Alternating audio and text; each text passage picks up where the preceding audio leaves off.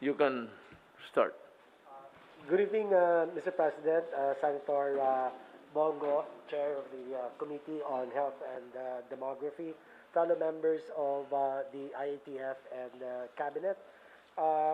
Magandang gabi po sa ating lahat, Mr. President. Allow me to give a brief update on our COVID-19 response and situation.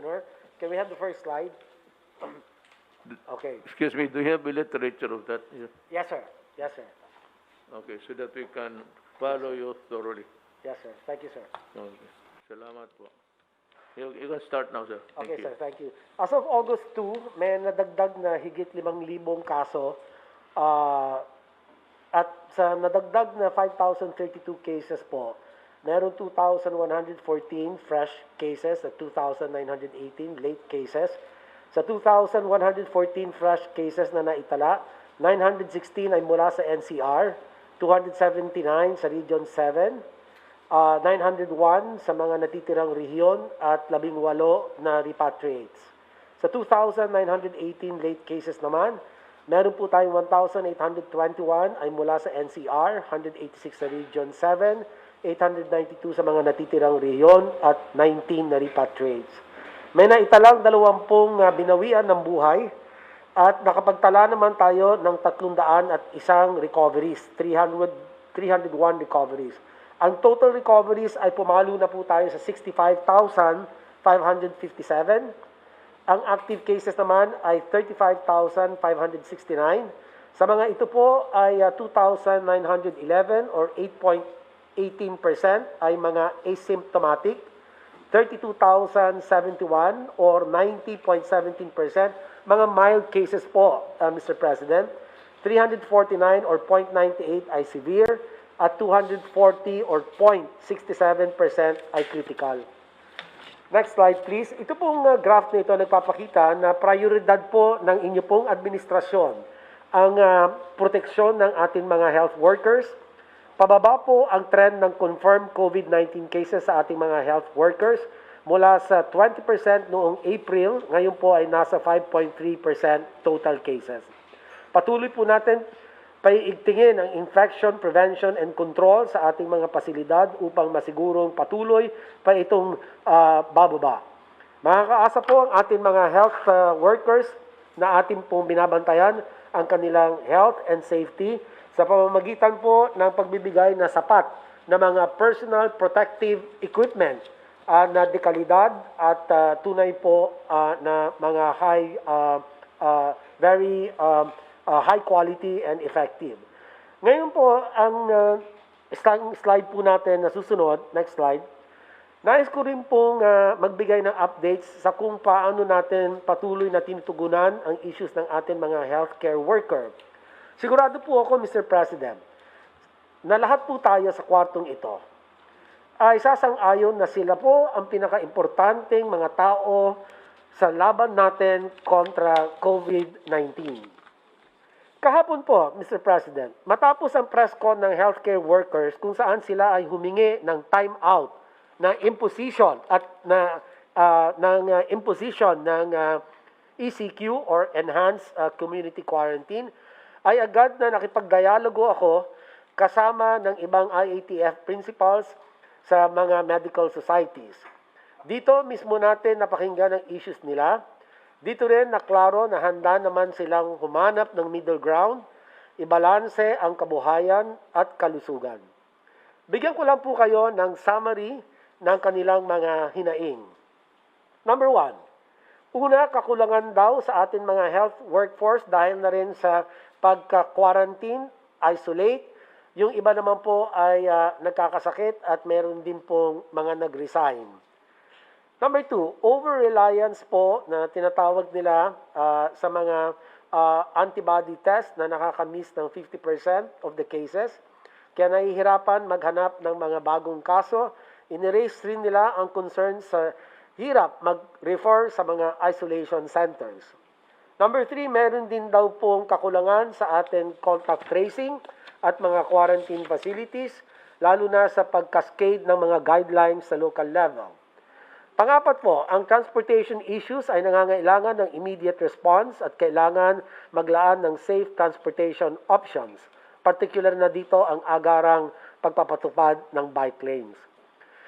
Panglima po, para ma-ensure na ligtas ang workplaces, kailangan ng DOH, DTI, and DOLE na mag-issue ng clear advisories sa mga kumpanya para masunod ang ating mga minimum health standards. Kanila pong in-emphasize na ang publiko ang unang linya ng depensa laban sa COVID-19, kaya naman kailangan i-remind ang lahat na gumamit ng mask at mag-practice ng physical distancing. Panghuli po, mariin din po nilang tinututulan ang pagbukas ng mga non-essential industries gaya ng gyms, review centers, pet grooming, service at iba pa. Next slide please. Matapos natin po makipag-usap, nagpulong naman po ang kabinete, batay po sa inyong kautusan, si Ginoong ES po ay pinulong ang mga ilang miyembro ng kabinete at lumikha po kami ng 7-point response or recommendation to address the issues of the healthcare workers. Number 1, una po ang pag-hire ng additional healthcare workers at bumuo ng healthcare worker reserve. Pati na rin ang pag-enter into memorandum of agreements with private hospitals hanggang December 2020 para makapag-deploy tayo ng healthcare workers sa mga private facilities na kung saan po sila po ang mas mabilis na mapuno ang kanila pong mga COVID beds. Pangalawa po, napag-usapan din po natin ang pagbibigay ng additional benefits para sa atin mga healthcare workers. Una, meron po kami rekomendasyon na magbigay po ng 10,000 risk allowance for private sector healthcare workers at libreng life insurance na sana po ay maisabatas sa Bayanihan Act 2. Kasama na rin po ang pagbibigay ng libreng accommodation at transportation na siya naman po itong inumpisahan ng gawin ng Department of Health para po sa mga panggagawang pangkalusugan. At ang pagsagawa ng libre at frequent na pag-testing sa atin pong mga healthcare workers, kasama na rin po ito sa atin expanded testing strategy. Pangatlo po, ang paggamit ng work and quarantine passes para po ma-minimize ang paglalabas ng mga tao. Pang-apat po, ang pagpapaigting sa ating mga localized lockdown strategy at ng implementasyon ng Oplan Kalinga sa tulong ng LGUs at COVID-19 code teams. Yung pong code teams, ito po yung coordinated operations to defeat the epidemic, which is COVID-19. Panglima po, intensify ang strict enforcement ng ating guidelines on minimum health standards at ang pagbibigay ng 20 milyon cloth mask for the poor, alinsunod po sa inyong kautusan, Mr. President. At ang pang-anim po ay ang paggamit ng RT-PCR bilang gold standard sa ating pong pag-detect o pagtukoy ng mga kaso ng COVID-19. At ang pinakahuli po ay inirekomenda po mariin ng inyo pong gabinete na manumbalik po tayo sa Modified Enhanced Community Quarantine or MECQ for 15 days. Mula po bukas, August 3 hanggang August 18. So ito po ang ating po mga rekomendasyon, Mr. President, for your consideration.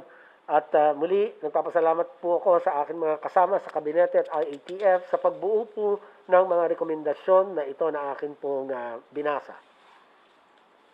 Secretary Duque, I failed to grasp the last item that you have.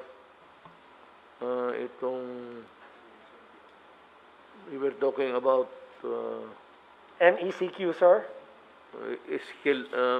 Escalate mo sa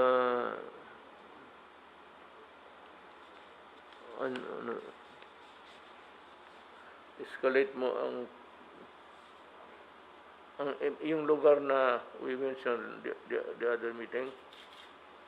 You are recommending MECQ MECQ po in NCR po and the provinces of Laguna and Bulacan. And Rizal, Region 4, Region 4A. Okay. Not all, but yeah, okay. Region 3, Bulacan. Okay. Okay. Yun lang po, sir. Ang ating pong recommendation for MECQ, Mr. President. Thank Salamat you. po, sir. Salamat, sir. Before we go further, I'd like to introduce to you the ex-fiscal of Nueva Ecija, Danny Yang. We come from the same school. Siya yung tawag mo, and I need men not only in the matter of the safeguarding and health of the people from COVID. There are so many, well, there's always a graft here, graft there. Talagang may corruption dito, corruption doon. And you will remember that when we were talking about the Bayanihan 1, when it was still pending, I said that the money is very tempting. Could be used as political purposes, patronage to the exclusion of others, or worse, baka pabayarin nila yung mga tao. And I even mentioned the other time about the NPAs getting their shots free. Look, I do not propose that you respond. I'm talking to the NPAs, the Communist Party of the Philippines. I do not propose that you respond to my policy. Kami lang dito, we have a policy. Every time I open my mouth and state a declaration, it becomes automatically a policy. Na itong mga NPA, if they really want to get their shots free, they can always line up. And I will ask now the military and the police to be forgiving. Pag nakapila sila doon, wala namang armas, just to get the shots. Give it to them. Hindi na natin sila. But after that, if you go home, then we fight again. But on even grounds. I want you to stay healthy because my soldiers are very, very healthy. And they should be getting the first shots of the vaccine should we acquire them in due time.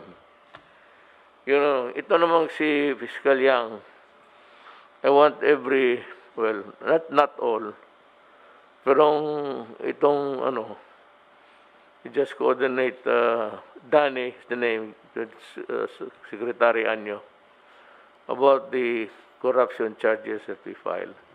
I suggest that to save time, unless, of course, the Secretary, in his discretion, would rather hear them administratively. You know, you're a lawyer, and the fastest way to do it is actually administrative proceedings. Malayo masyado yung criminal. So there's so many facets of due process that would derail a proposed prosecution or a proposed, how would you call it, or something that is as a punishment. Pero I have requested officially kay Ombudsman Martires na I am not asking for the neck of the innocents. I just want the graft and corruption stop and the parties involved in that corruption be prosecuted, be the mayor, the city council, or the barangay captain. And I cited to you the delay, the long and winding road. Huwag ninyo itong ikata, show it to lahat. This is very important because we have so much missteps. pandol dito, pandol doon because of corruption. And the last thing that I would want to hear is really itong ganito. Baka ipagbili, partisan, tao lang niya, yung kalaban niya, hindi, and all these things. That is why, if you follow the mindset of the officials vis-a-vis with the grafters, diretsuhin ko na sila ng prosecution. Well, administratively, yes, because that's the best way. For the city councils now who are delaying the passing of the ordinance, we have 2 months, 2 years. If I'm telling Secretary Ann here, 2 years the paper spending, it is graft and corruption. I'm telling you now, kayong mga municipal, city, or I do not know if the provincial board is included, pag hindi ninyo inalabas yan, beginning today, I'm going to give you exactly 3 days. Report to the DILG, city, provincial, ibigay mo doon, and for the DILG to inform Secretary Anyo, yung boss nila, na submitted na. So, the clock is ticking, except on the days we do not hold office. I'll count the 72 hours, weekdays. But for example, if it has been there on Monday, then 2 to 3 days should be on Thursday. If you fail to do that, I am directing Fiscal Yang to file the case immediately with the department o sa ano. Nandito nandiyan ba kay ang record nandiyan kay Fiscal. But you can always go to the office of General Anyo and take a look. Demanda mo natin kasi sabi ko, my God, 2 years na lang ako, magwawala ako. Gusto ko, hinto na ako sa gobyerno, sabay tayo. Talagang I'll see to it that you are effectively suspended, preventive, suspended as a form of a punishment. But I would prefer that you be dismissed immediately. And the courts for not to interfere. I am not without understanding the situation that governs the separation of powers, that I cannot also intrude into yours. But help me on this as long as I am in the path of due process. Please do not interfere. Of how there might be an injunction on somewhere. This is not time for hearing cases. We will make the accounting of our behavior maybe after COVID. Rumentas ngayon, talagang I want barangay captains, the idiots and the low life in the lower echelons of government, they should know that at least. I may not be really the best, but I want to taste your agony, and I want to taste your humiliation while I am here, because you are a criminal. Pag nagkamali kayo dito, wala, pasensya. I will ask I will demand your resignation if it really calls for it. I really demand. Now, if we come to a 4, well, tignan natin who gets what. Ako, sabi ko, I am already dispensable. Pwede na akong effectively suspended din. Okay ako. Tapos na ako. Kayong mga yawa, kayo talaga ang hiritan ko. Para katikim kayo ng ayaw ninyong huminto eh. So, mga barangay captain, stop acting like God in your barangays. You are just a human being. I'm sure that you know nothing or little at all about governance if you are there into corruption. Kaya kung wala kayong nalaman, talagang nagagalit na ako eh. Kaya wala akong respeto sa iyo. I have no compunction about sending you to jail or suspending you until the last day of 2 years from now. Para mawala kayo sa horizon. You are already removed from the political horizon. You do not deserve to stay in the government a minute longer. Now, I know that you've been earlier, the cry of the moment, which is really, I believe, well taken. And they are right. Itong government, not the government, but yung health workers who will be in the hospitals. Private. Am I correct? Okay. Alam ko ho, kayong adhere or no one is going to meet me tonight. Wala. So if they're listening now, ganito ang the following moves that government has decided. We agree that you are bone weary. Alam ko na talagang kumikit-kit na sa buto ninyo yung hirap ninyo. Both of the pressure, the stressful work, and also the uncertainty and the fear of getting COVID and not having anything in return.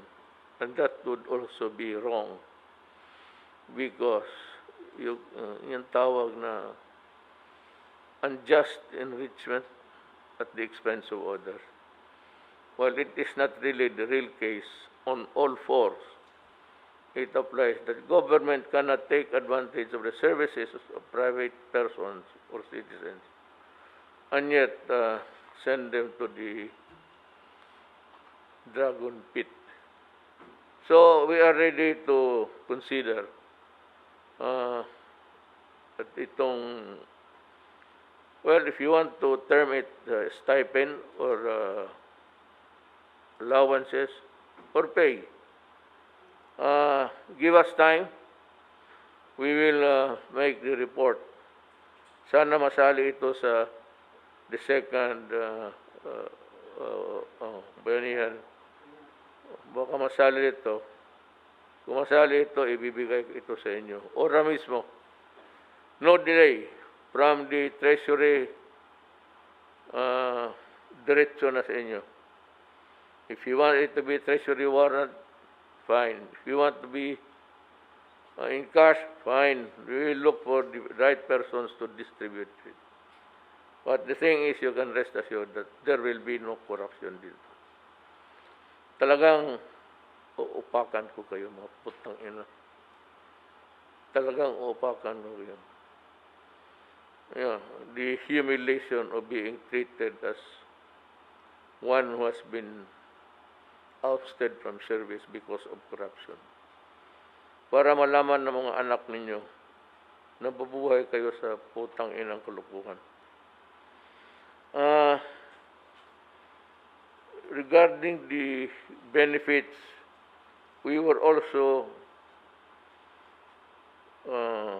strongly recommend it to be included in the bayanihan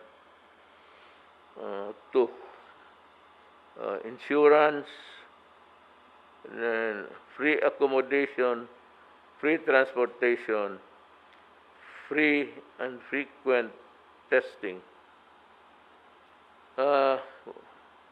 Magdasal lang tayo sa Diyos. There is enough to are scraping. Wala na tayo. Remember, Filipinos, na the time of giving the assistance or the stipend or your allowance is no longer there. We cannot give you that anymore. Tapos na yun. Kaya ito, sabi naman ng iba, paano ba itong gobyerno, hindi man nila masolve? Gamitin mo nga utak mo, putang ina. Kasimple. COVID is the enemy, not government. Government is trying to control. As a matter of fact, government put you in prison in your houses. Kaya anong nangyari? Maraming ayang din sumunod. Cebu is a standout. I saw it from the government surveillance TV. Then, nakita ko parang walang nangyari. Motor sila lahat. So I was complaining. I'm telling you, we were having a cabinet meeting several times. That itong Cebu, murag wala. Murag walay sakit nga galibot. But there is no germ. Kagaw nga balibot. You are doing life nonchalant. Nagbaliwala lang. Sige, continue lang ta. Pamahaw, panood to, inom. Pagdating ng panahon, sabihin pa ninyo, we are having trouble here. The hospitals are... Nobody in this world was really prepared to deal with it. In only a matter of 48 hours upon advice, I already suspended the way of the usual life and tried to sequester you inside the quarantine of your homes. Wala nga anong sabihin. For example, Secretary Duque, they want their neck. Then I ask you, okay, you want me to fire Duque? Let me be satisfied. Anong kasalanan ng tao? He did not import COVID.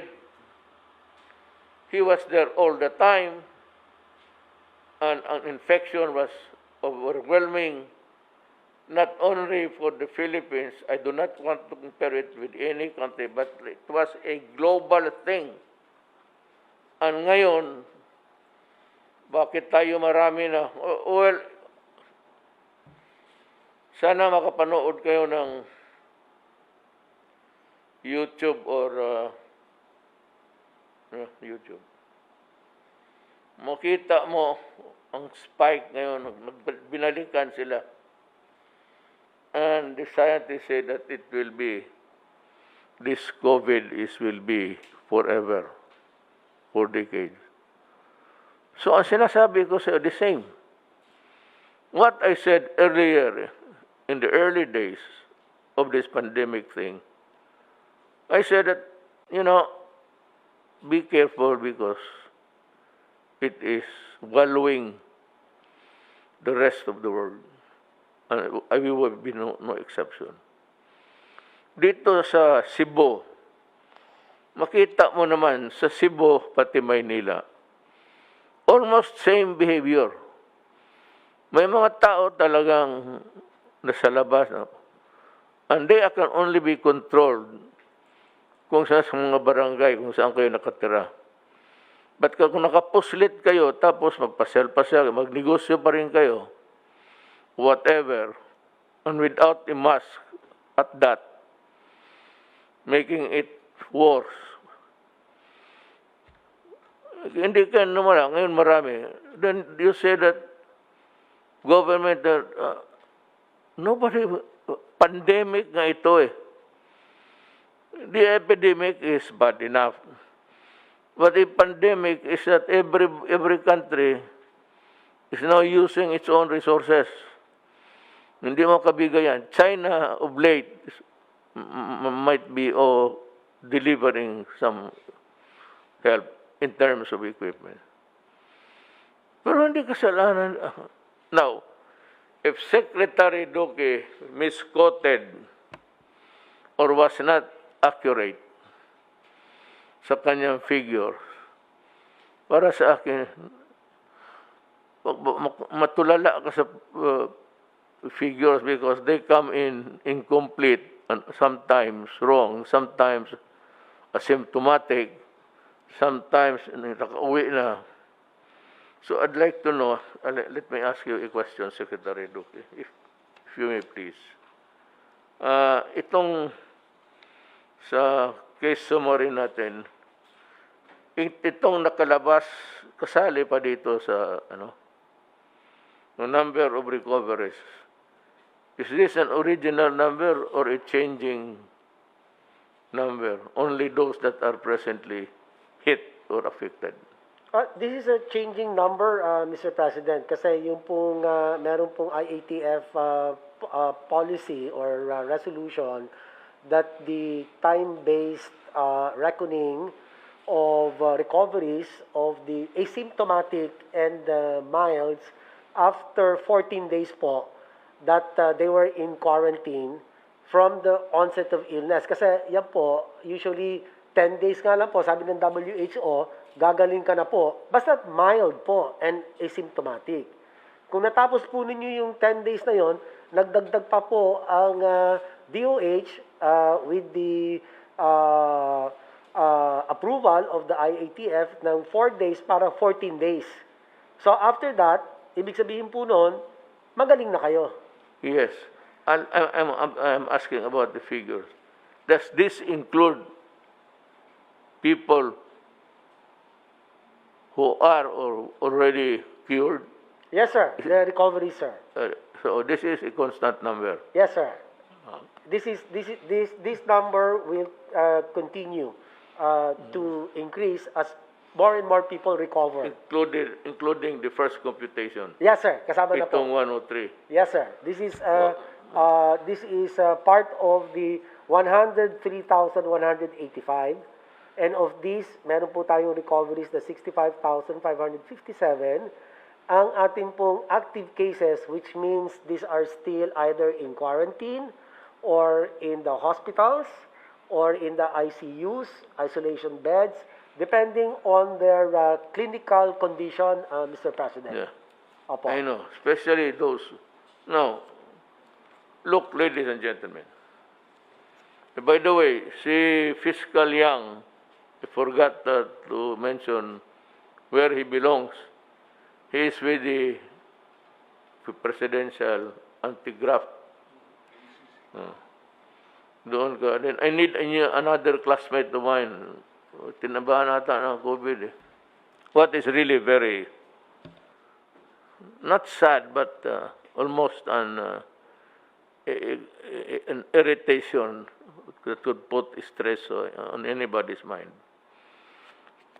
Itong mga kasama mo mga doktor, yung iba ng private, yung iba na sa gobyerno. Yung sa gobyerno, I really appreciate your hard work. I said, I know that everybody is bone weary.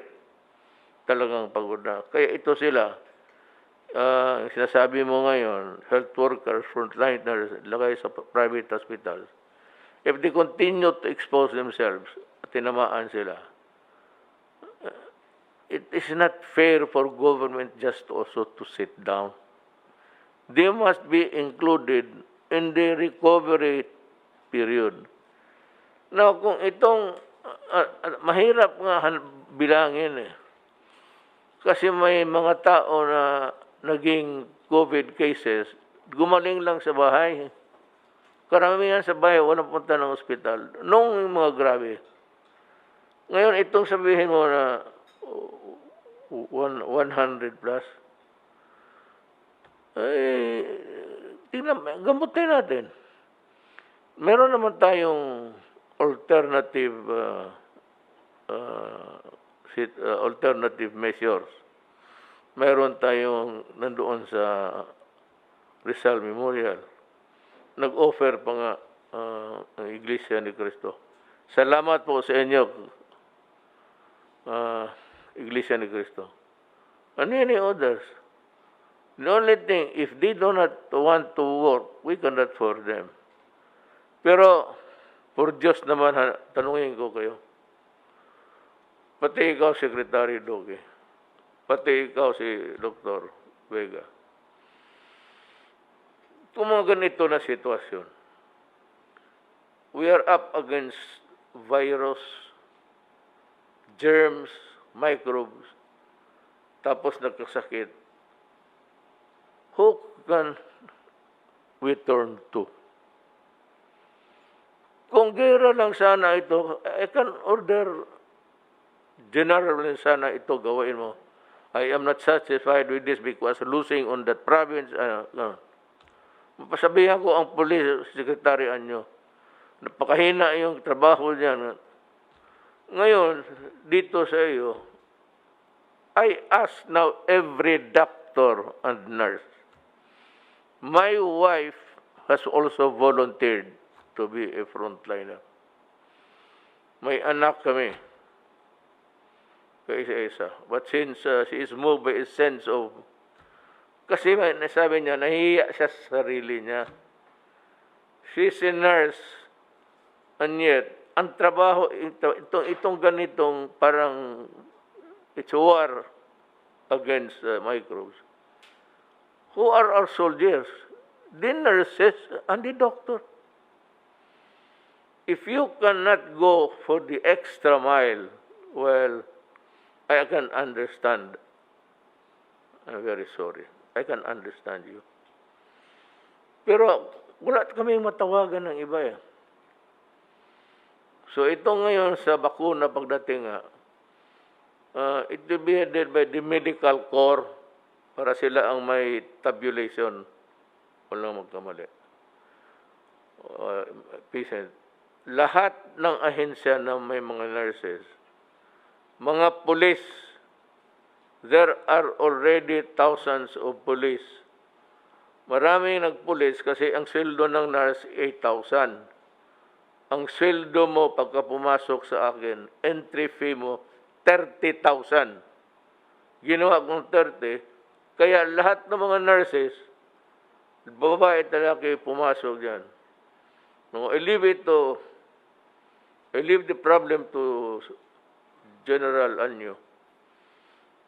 With the uniformed nurses sa police and for General Lunzana, they should be assembled and help. Yung sinabi ko sa police station, punta ka lang doon. So, maraming nurses i-distribute natin. We can finish, if we have the vaccines, and if it is delivered expeditiously, I think that in about 1 week's time, tapos na. That if we get the vaccine. Pero as it goes now, wala pa namang sinabi lang na kumpleto na. And China is leading. That's what I told you. I believe in China because they're very conscientious. And hindi reklamador.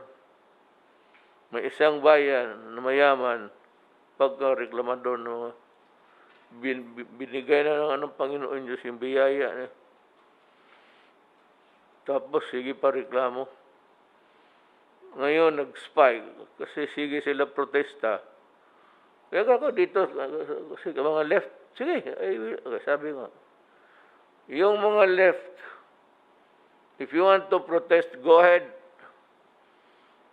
I myself will sign the permit. Pag manghingi ka ng 3 araw, magagalit ako. Gawain mo 10 araw po.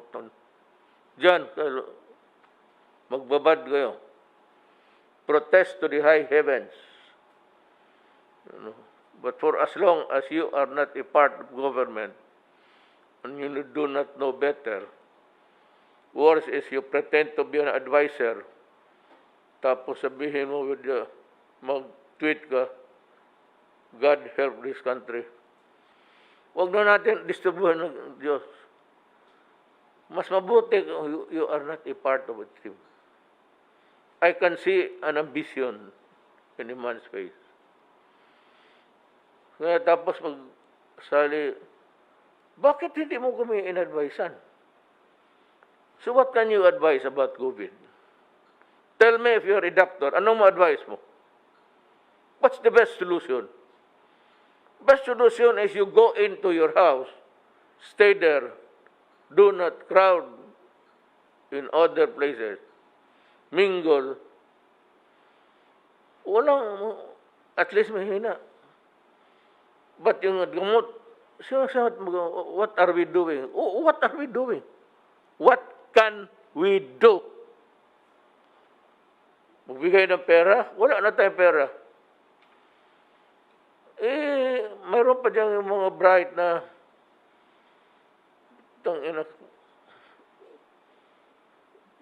Neanderthal instinct. Bright nga. Modern, pero Neanderthal thinking. Na sige, sabi ng gobyerno, sige banat sa gobyerno. Butang ina, ganito yan eh. Kayo mga animal kayo, kung bright talaga kayo sana, kayo na nakaupo dito. At nagawa na ninyo ang gusto ko. But for as long as you're not part in government, you can criticize. But do not be a double standard idiot. Pretending to advise, then you criticize. You tell us, because karamihan dito, General Galvez, General Anyo, General Lorenzana, Bongo. Hindi naman tayo, isang doktor ka lang eh. So we would need also the input of other doctors who might have had trainings outside regarding this matter. Tropical diseases, infectious diseases. Nakatulong sana. Ngayon kung wala kayong maibigay, and it's not our fault if we are lagging behind. Una-una, wala tayong we do not have the equipment, we do not have anything.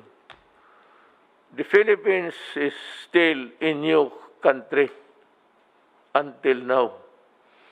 Would you believe it? Kakaanak lang nitong Pilipinas. Kaya minsan ang lumalabas yung mga bright kuno, pero nakabubo naman. Akala ng mga gago-gaga, mas marunong sila kaysa atin. Oh well, run for president. I will help you. You identify yourself. Or I will keep track of your... Tapos sabihin ko sa inyo kung anong ginagawa ninyo. Puro kayo daldal. Tapos sabihin ng gobyerno, keep on harping on Secretary Duque. What will I do with him? There's lack of hospital beds. Talagang nagkulang. Nobody anticipated this. This is a pandemic. It's bigla. Medicines, ganon din. Naghintay tayo ng matagal. Yung mga ventilators, ganon rin. Nobody expected that thousands will get sick on a single day. That is, as a matter of fact, almost a preparation for a war. Kung talagang gusto mong preparado tayo. Baski magtayo ako ng 10 hospitals bukas, kunin ko yung mga hotel, expropriate ko. 100,000 kung totoo talaga sakit. But I will do that. Pag wala, there's no time for to set up buildings.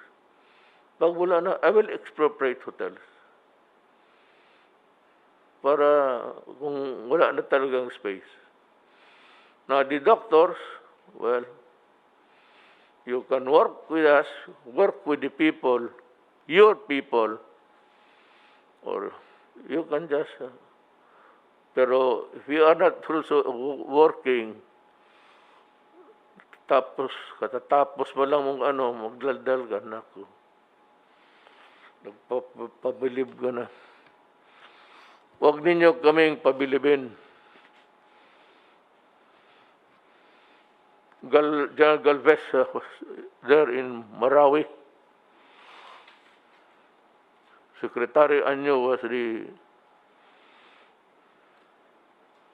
Chief of Staff. Delphine Lorenzana has been with us. He's been working, he's resident ka ng Amerika din, no? No, kasi kilala ko sa military, pinatawag ko. Ngayon, itong bakuna, bigay ko sa police pati military.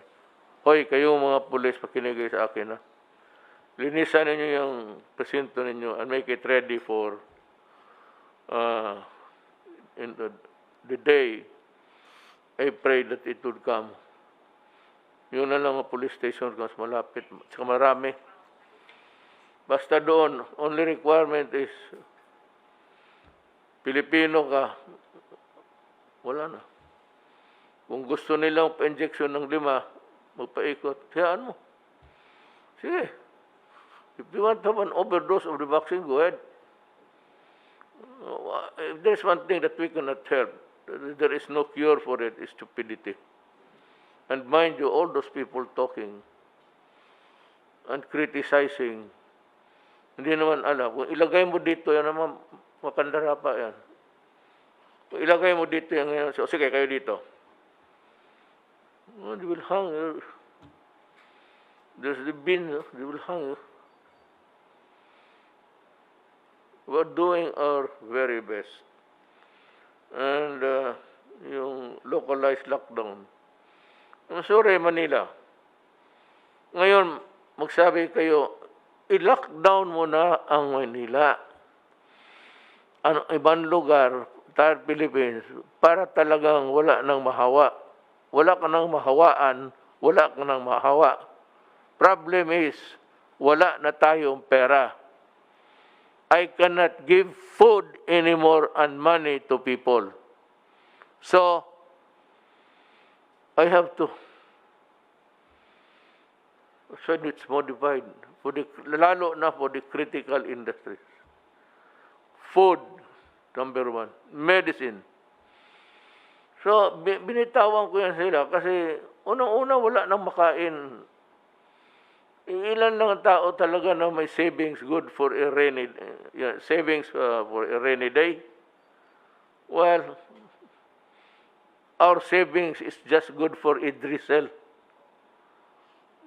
Ano bang drizzle sa Tagalog? Ambon lang. Yung ibang preparation for a typhoon. Hindi tayo mayaman. Do not compare us because our money is equivalent to about 48 ngayon exchange. 49. For today, it's 49. Ang ating 49 pesos, $1 lang yan. Ang bilihan sa labas, ang ginagamit, $1. I do not know what is taking China to implement or putting it in reality, in practice, na ang gagamitin ng sa exchange sa international would be the ano tawag na? Yuan or renminbi, Mr. President? Duman. Wala tayo. At least sa China, hindi magkwinta-kwinta kung ilan ang pera mo. And I'm assured that we would be prioritized. Now also, mga barangay captains, it's time that you really work. Isauli mo sa tao yung honor na binibigay nila sa inyo. Binigay ninyo. Ay binigay sa inyo ng tao. You work. Strictly enforce ang quarantine, lalo na yung lockdown.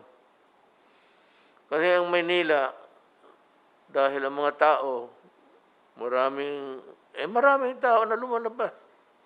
Jadi maraming mahawa.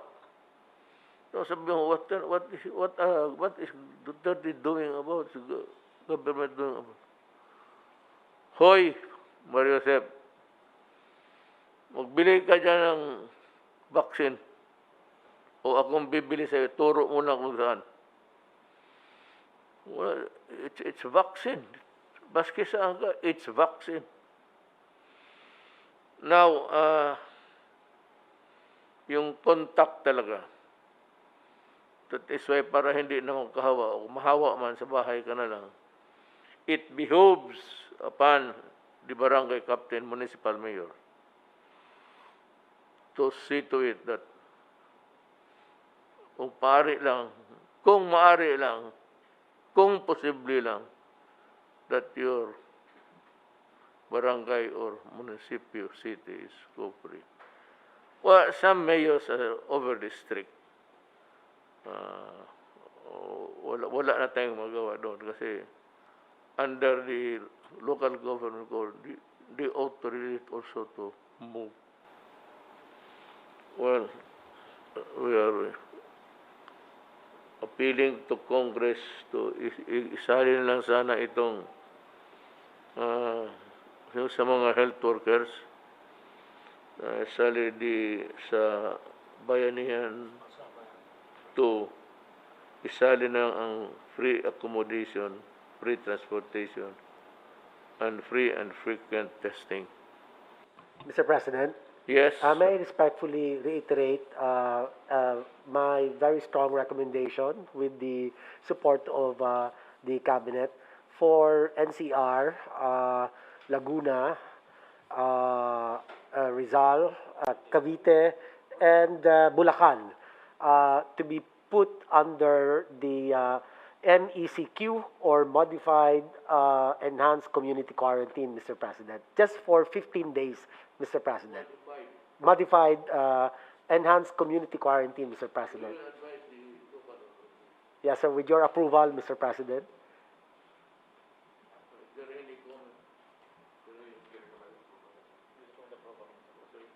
Thank you very much, Mr. President.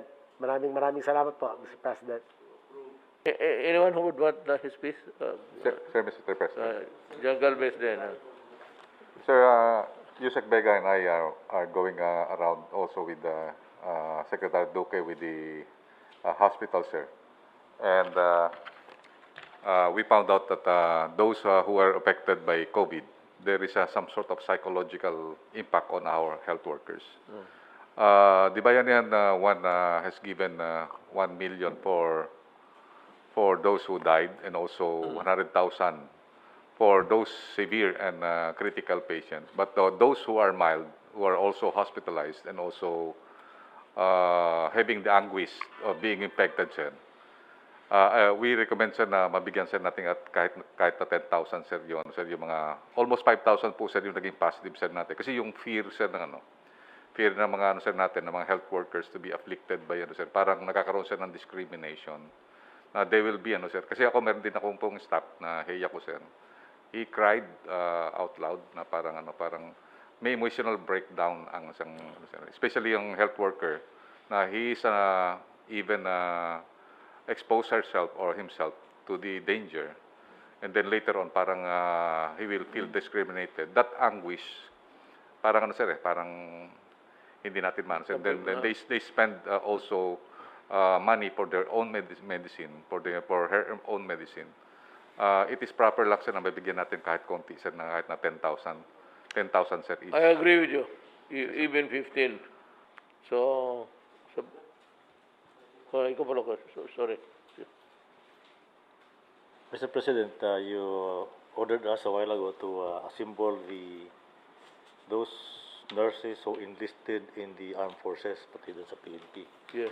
We will do that, Mr. President, but there might not be enough of them kasi baka konti lang ito. Now, we propose something like calling to active duty those reservists, medical reservists. Isip ko rin yan. Will call to active duty these people for a period of 2 years to serve with the AFP. And then we propose also that to beef up our health services command to be able to allow us to be allowed to enlist at least 10,000 people composed of doctors, nurses, medical technologists, medical aid men. And this will become our reserve for any eventuality. Mabuti ito, Mr. President, kasi itong mga taong tumautosan natin, pwede sila mag-overtime, and they will be under the military control. So, mas madaling utosan, Mr. President. So, we are going to prepare the organization and the budget, and we will show it to you, Mr. President, for approval. I have heard the call of different groups from the medical community for a 2-week enhanced community quarantine, ACQ, in Mega, Manila. I fully understand why your health workers would like to ask for such a timeout period. They have been in the front lines for months and are exhausted. To our health workers, this is a war that you have been trained to fight. This is a profession that you, all of you, and who are educated and trained to face such challenges, you're frontliners in the battle because you are learned in this field. Kung bayaan natin tutulungan, kung walang tutulong rather, sa bansa at ang mga kababayan natin, sino ang maasahan ko? Sino ang maasahan natin na gumawa ng trabahong ito? Huwag kayong mawalaan ng pag-asa. Nakikita at kausap ko ang iba sa inyo. Habaan ninyo lang. You stretch your patience and your not endurance, because you can only also take so much. Your fervor. Haan na lang ninyo yung pasensya ninyo and your fervor na ikaw isang medical tao. At tiwala kami sa inyong kakayahan. We are aware that you are tired, that you have worked almost even beyond 24 hours a day. Pero ito kasi yung, wala kami matakbuhan. Kayo yung nag-aral. Kayo yung may alam. Na ngayon, kung sabihin ninyo na anong mabuti, and you raise the spectacle of yung ang agony ninyo, you treat it as if you're about ready to stop to work. Huwag naman ganun kasi kawawa ang mga kababayan. Sino man asahan namin? I don't know, I'm sure that that's not into your heart. But from your maybe despair, I would like to tell you that ang ating gobyerno ay hindi mag-iwan ng mga trabahante niya. So to my fellow countrymen, we are doing everything possible to alleviate the situation, to assist our healthcare workers and enhance and upgrade our healthcare system. Alam mo kasi, you know, first time nangyari ito eh. And this is not just something like a call to action for a few sick persons, maybe because of the distance or maybe because of the... Ito lahat eh. Wala namang may gusto. Kaya nga si Secretary Duque, gusto nila putulin yung ulo. Ano mang kasalanan niya? Na yung medisina nandyan, buhol-buhol ang trabaho because this is the first time. And hindi ko kinukumpara. You read or you listen to BBC and CNN. Nakita ninyo, America and the rest are far more worse than us. Yan ang problema. But they have the machines, they have the equipment. And yet they are suffering terribly.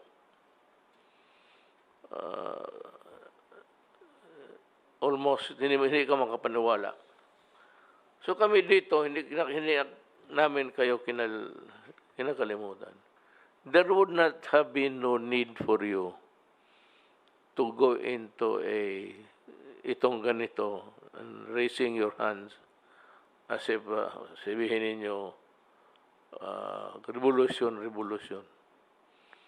Now, if you think that this can be solved by revolution, then by all means we start it.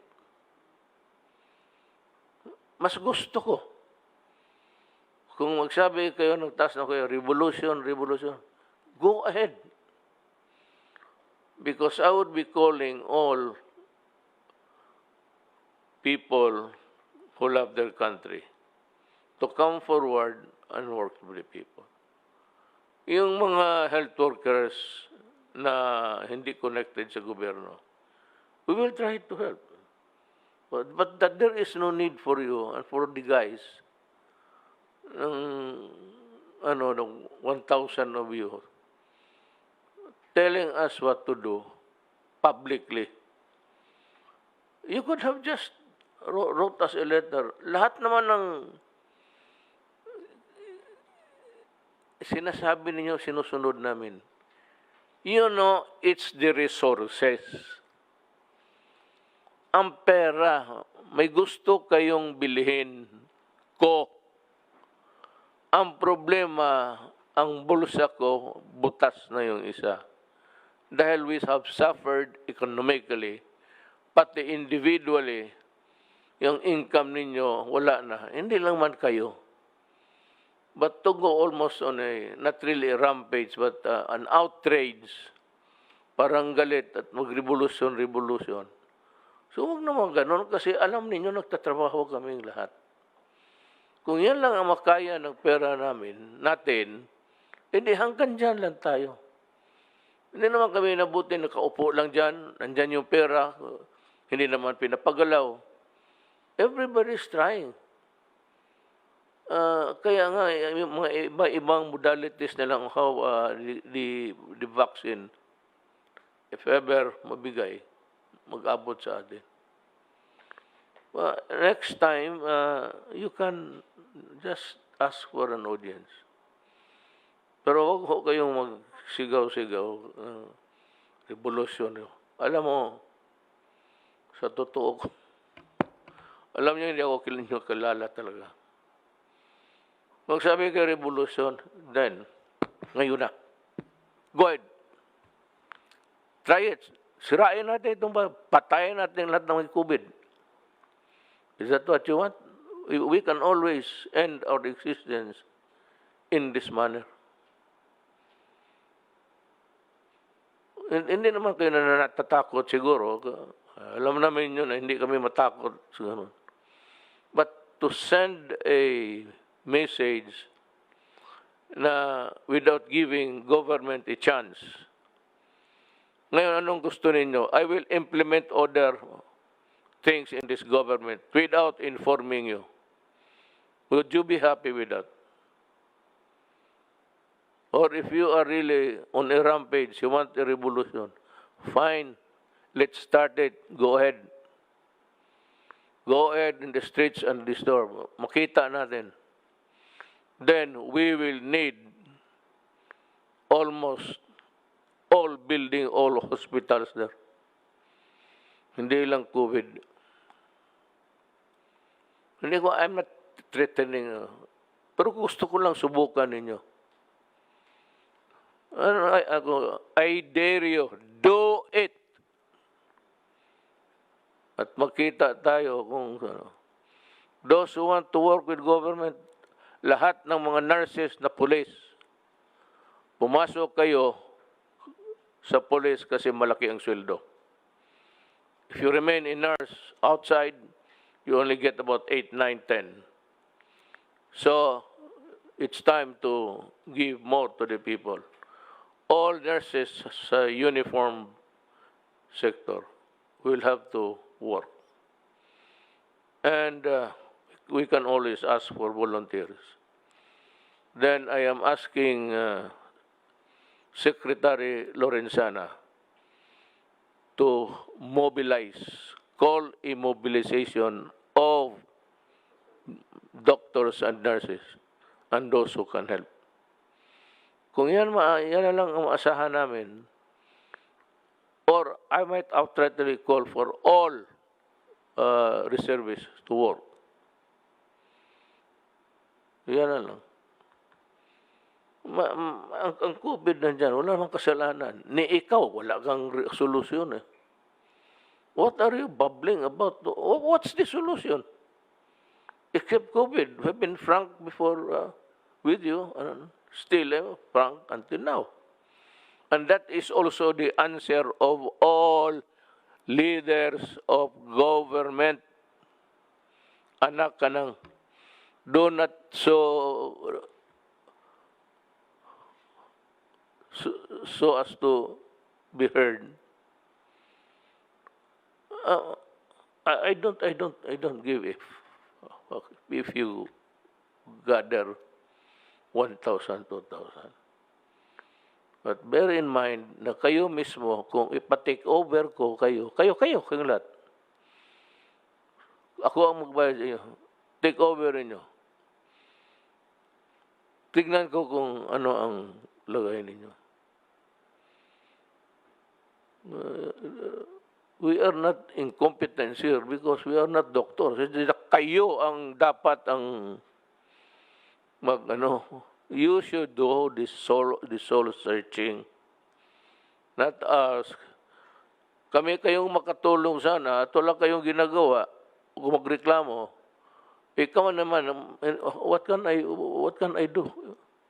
I've always been praying to God for the vaccine. Alam niyo, doktor kayo eh. Huwag na natin dramahin ito ng mga pasulat-sulat. At saka itong mga health workers that I said you are bone weary. Bone weary is an idiom. It's just simply that you are too tired to move. You are beat. Ika nga. Bakit kayo hindi pumunta dito na pera? Hanap tayo ng pera. Secretary Dominguez, mabutit na lang, sabi ko, ang vaccine dumating. Kaya yung prediction, my dire predictions is that it would usually take, tanungin niyo, kayong mga doktor, 5 years to perfect a vaccine. From the alam ninyo yan. So, do not try to demean government. You are not actually criticizing. You demean by government, your own government, by just going ahead. At saka takutin ng revolusyon. Bayan man natin ito. Gusto ninyo, sirain natin. Start it now. Nari a moment to waste. Ako kung anong klase ibigay ng tatrabaho ako, kung anong ang nasa harap ko, I will react appropriately. Kayong mga nurses, ulitin ko, outside, o aid workers, maghanap ako ng pera sa Congress. Again, to the health workers, doctors, nurses, not connected with government, we will try to look out for a way. Marami kaming gustong ibigay sa inyo. Insurance, then return 10,000 risk, tabala, across the board yan. Tapos, free accommodation, free transportation, free testing. Siyempre, dapat kayo every 2 days, masakit lang sa, wala bang pantusok na putang ina na hindi.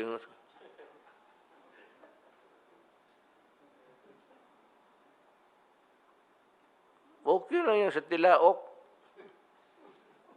Kinakain ko minsan buto yan, tendon ng baka.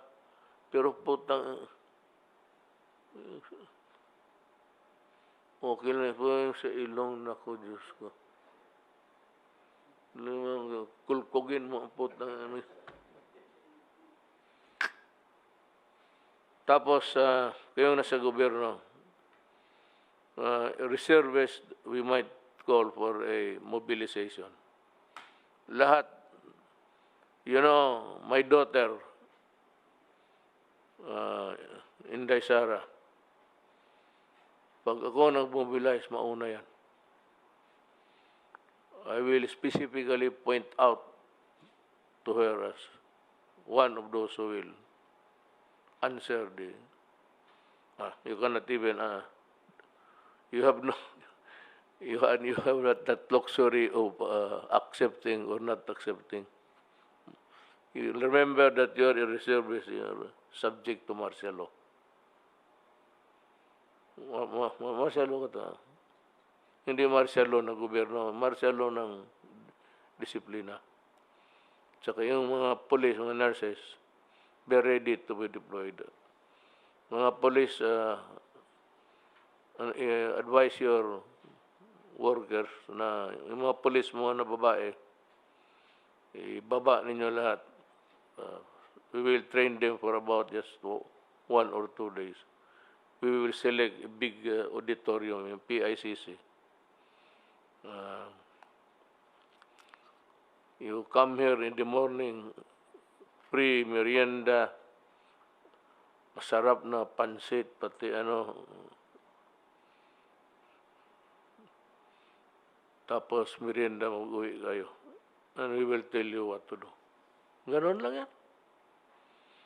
Kung mag-resign yung mga magtamad-tamad, then we will help you with government personnel. And they will work how many hours a day has? 24? Oh, I can ask my soldiers to work 28 hours a day. Yung mga sundalo, yung mga pulis. So, we are not actually inutil. Tsaka, next time, as a matter of courtesy, not to me, I don't need it, but to the government, kasi gagastusin natin yung pera ng tao. The next time, huwag ninyo akong parigin-rigin ng revolution. Naku, Diyos ko. Yan ang mas delikado sa COVID. Kaya kung magrevolusyon kayo, you will give me the free ticket to stage a counter-revolution. How I wish you would do it.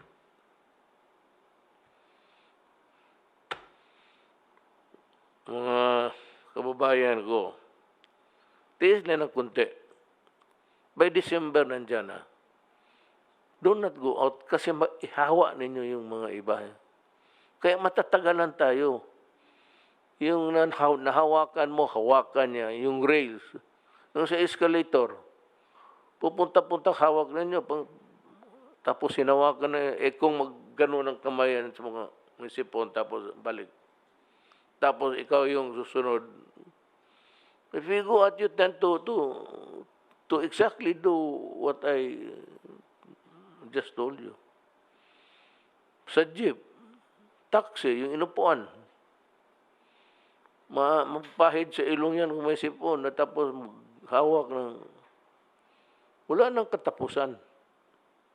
So, kindly stay home kung hindi naman talaga importante. And for those who really are working in the government critical public work, you have to go. You have to work. Mayroon na tayong medisina. May medisina tayo. Meron na, di ba, we ask Rizal Coliseum saka itong Iglesia ni Cristo pumayag. Salamat po sa inyo.